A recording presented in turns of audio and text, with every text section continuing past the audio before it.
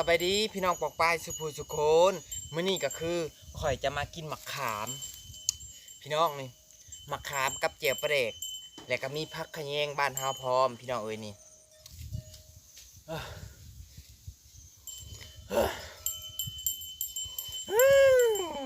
อยากเด้บ่รอซ่าเลยพี่น้องจีกตอนปลาเด็กคักๆเลยมันผักขะแยงนี่เพราะว่าผักขะแยงกะหอมมาเลยย้อนบางใหญ่เนี่ยเอาเสร็จสนิทก็ได้เนาะ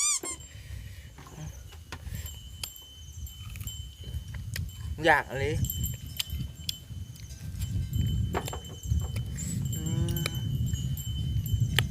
ย้อนผักขะแยง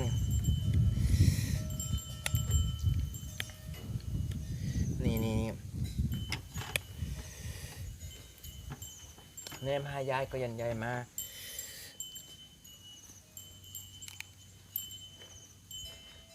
จะยังไปย่างคุ้ยไปอ่ะนั่นจากสมนี่ตอนพักบัว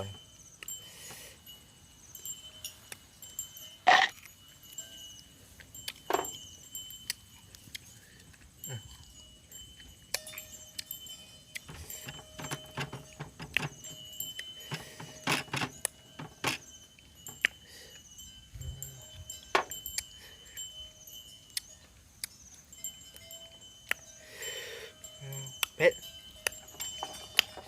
มั่วสิกินได้จักหมากกันก็ได้เจ้าวะ นี่ตอนปลาแดกเฮ็ดเรื่อง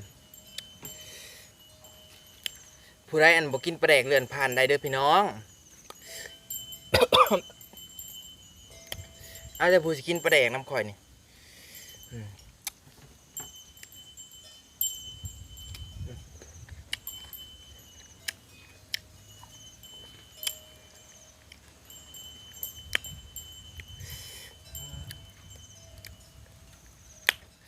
จิกตอนปลาแดกคักๆเลย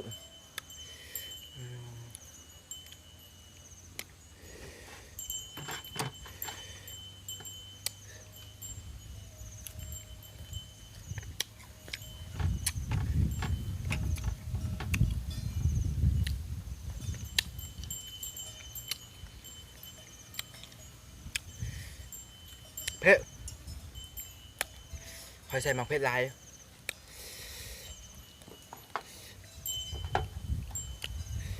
คอยกินบ่หมดดอกให้ก็ได้หมากหนึ่งกับเพชรแห้งแล้วมันนี่ผสมอยากจากดิ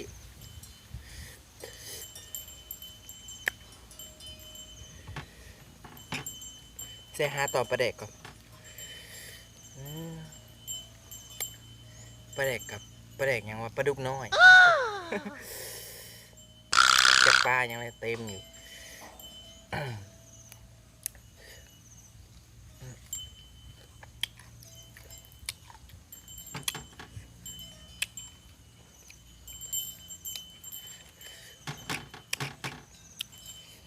ยังอีกเครื่องปุ๊ก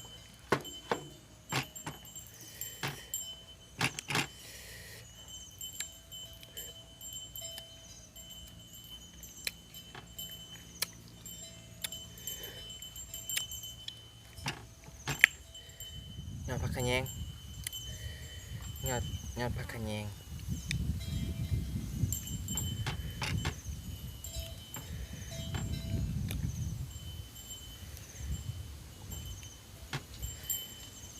ตัวนี้ตอนใหญ่คักเป็น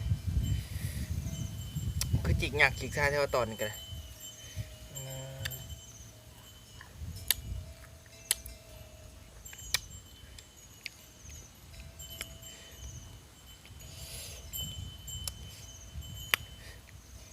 เพชรพี่น้องเอ้ยประมาณจะได้2-3 หน่วยกับอิ่มแหละกินผู้เดียวบ่แซ่บ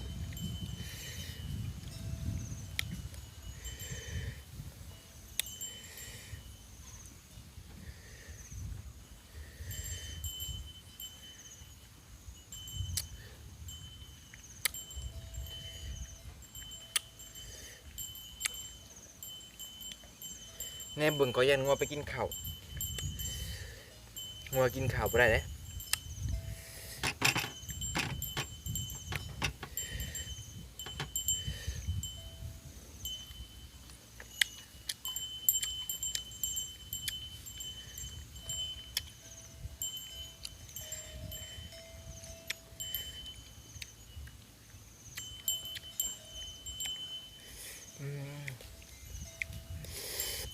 เผ็ดผักกระแยงก็กินแต่ยอดมัน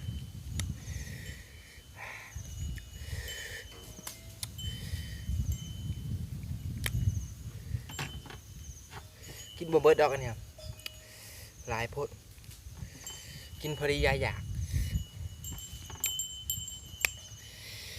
มื้อหน้าสิพาไปกินหมักสมมอ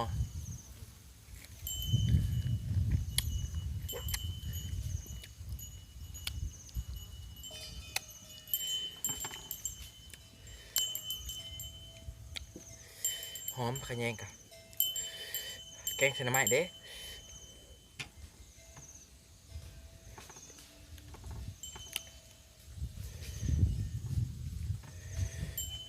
ปลากระเดิดตอดปลาแดกตอดปลาแดก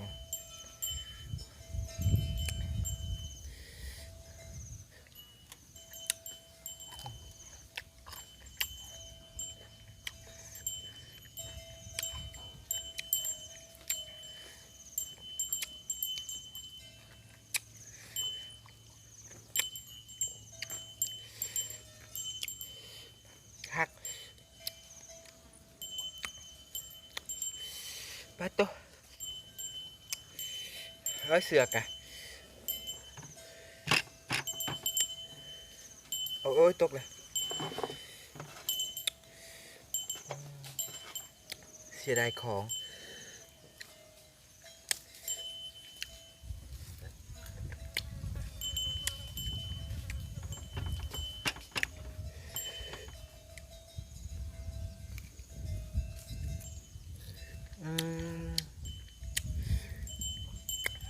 สด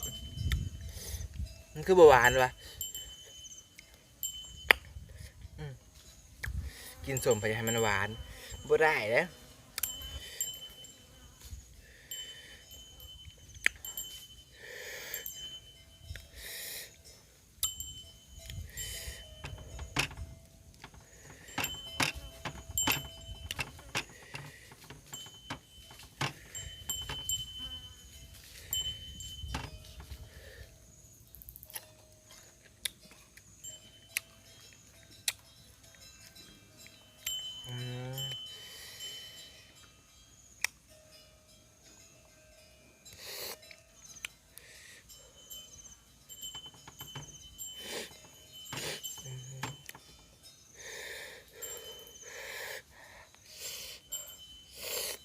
เผ็ดอะไร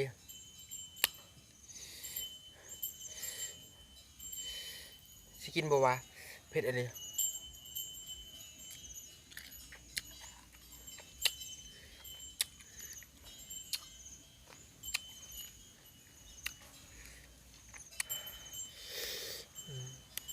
ตอนปลาแดกก็อยู่ในกระปุกบดกับประจักษ์แม่อลีนี่ตอนปลาแดก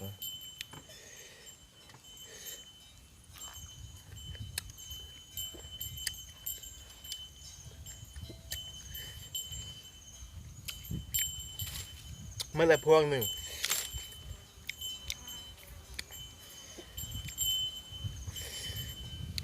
บ่ไหว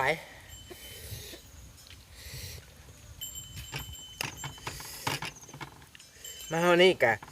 สิขอจบคลิปแล้วพี่น้องเด้อเพราะว่ามัน อิ่มแล้วกินได้บ่หลายประมาณเมื่อ3-4 หน่วยหรือ5 หน่วยเลยเอาอีกคำหนึ่ง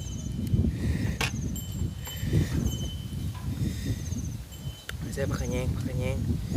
ตุ้ยโดนเนี่ยหอมมาเลยกินผักขะแยงกะ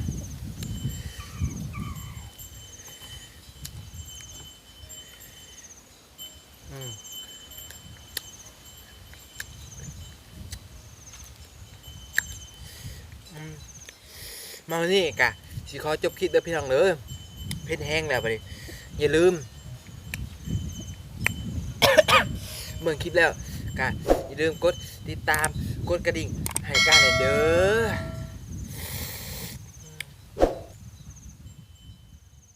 บ๊ายบาย